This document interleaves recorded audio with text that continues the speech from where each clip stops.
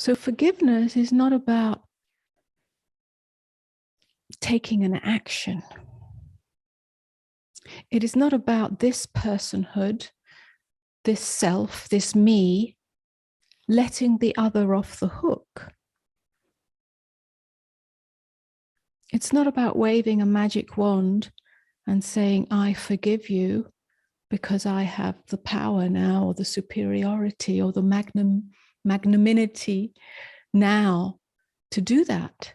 That plays into an ongoing power differential. It's not about the action, it's about the inner state. And the capacity to end the war, even though it hurt, even though it was unjust, even though it did harm. Yes, you can acknowledge that. But in this moment, you have the capacity and the power to end the perpetuation of that violence.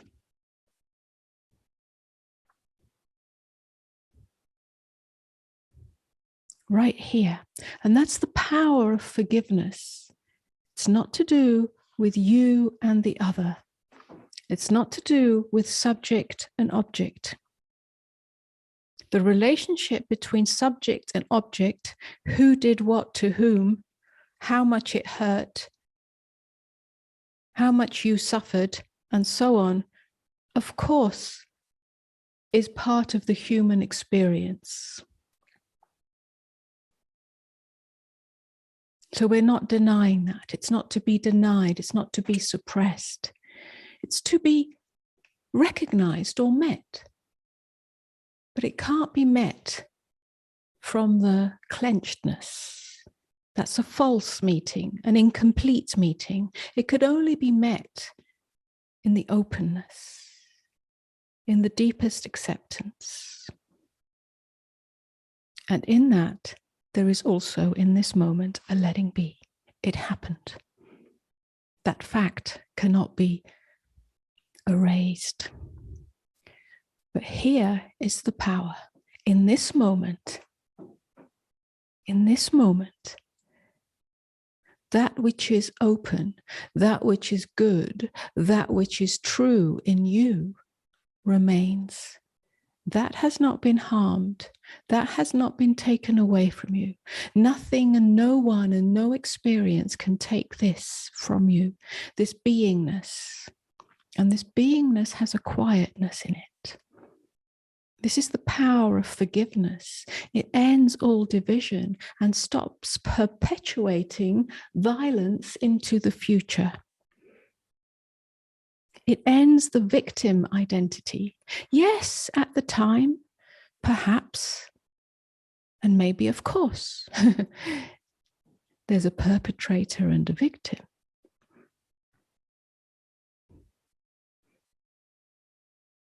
But in this moment, here, now, in the unobscured perception of now, there is no victim. When you hold on to the victim identity, and that's what a grievance, the build-up of grievances add to the scaffolding of an egoic identity called the victim. This is simply another face of the ego self, of the separate self, of the dream of self, not the true self. In this moment, you have the capacity to end that dream, to wake up out of that nightmare. In this moment, in this openness, in this tenderness, in this quietness, in this beingness that is an undivided state. It can never be chopped in half. It can never be broken. In this, there is no victim. To come to this realization and recognition over and over again, not just as nice spiritual theory, but in your direct experience, when you're feeling that grievance, when you feel, in your memory at least, something that happened, and now you're still holding on to it. You want to, you either want to fight back now or you want to retract from it. But you can't, because the happening has already happened. Maybe it was years ago. So you have no power in this moment. You can't time travel. So you're powerless. You are stuck in the victim. It's here that you bring this recognition. It's here that you invite yourself to end the war. Not through repression, not through suppression. You can still feel the agony of it. You can still feel the rage of it. You can still feel the, whatever it is that you're feeling, the intensity of it, the heartbreak of it.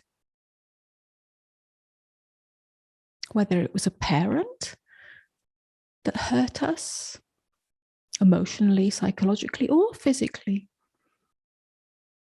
Whether it was an intimate relationship that rejected us or kept us locked in an abusive situation. Whether it's an addiction that kept us locked in that cycle. Whether it's yourself that you're holding a grievance against. Right now, here is the invitation. To notice, to become sensitive to that inner clenched fist, and to decide, to choose, because that's what it is. It's a choice from your depth. It's a choice from true nature that is always here, behind the scenes, beyond the scenes. When you choose it, when you allow it, it reveals itself.